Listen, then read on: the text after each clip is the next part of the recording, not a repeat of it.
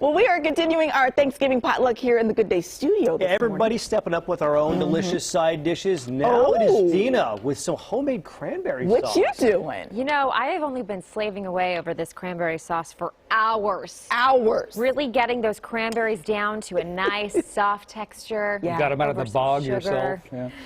It really was a lot of work. All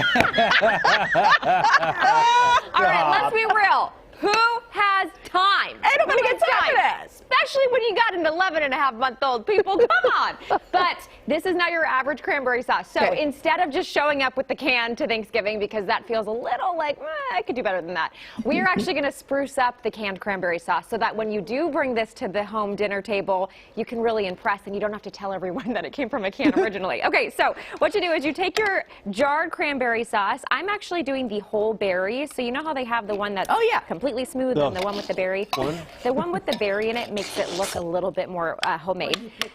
Yeah, I picked them for sure. So you just put it in a skillet and you cook it over medium heat. And what you're going to do is you're going to let it kind of simmer. I didn't realize you could actually heat up cranberry sauce like this from a can, but you can.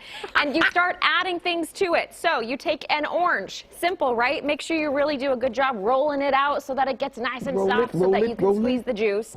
You take your orange and you're just going to squeeze that right into the cranberry sauce. Make sure this is a nice, ripe, oh boy. Oh boy. Try to get as much of in there as you can. Yeah. All right, so you do a little bit of orange and you squeeze that in and you want to try to just get it so that there's a little bit of that tangy flavor. You mix that in. Now we're going to add some of our dry ingredients. So we're going to take some cinnamon, right? Everyone loves that this time of year. Now, there is a recipe and we are going to post it for you, but we're just going to kind of throw it in there, okay? We're just going to do our thing. Ground nutmeg, that seems like a good idea for the holidays. You cooking like my Nana now. You know what? Just eyeball it. Just a little pinch, just eyeball it in there. You're also going to do a little vanilla extract, okay? Now this one says it's about a teaspoon, but I don't want to go too heavy. Bloop. Maybe a little more. That's about right. That was good, I think. Okay, there you go. All right, it's okay. You have to make that noise. Tina's got doubts. Yeah, you go, ee! And then you can either use maple syrup or brown sugar for the sweetening.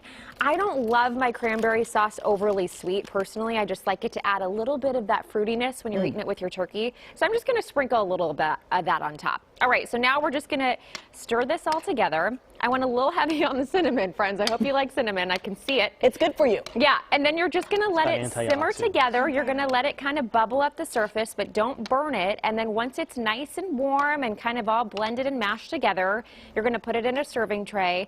No one's going to know it came from a can. But Recycle you also that did can. kind of a lot, right? You did a lot to it, so it's not just a can. So I'm going to have you guys try it in a bit. But the recipe is 2 cans of cranberry sauce, 2 to 3 tablespoons of orange juice, 2 teaspoons vanilla extract, 1 teaspoon cinnamon, 1 tablespoon maple syrup or brown sugar.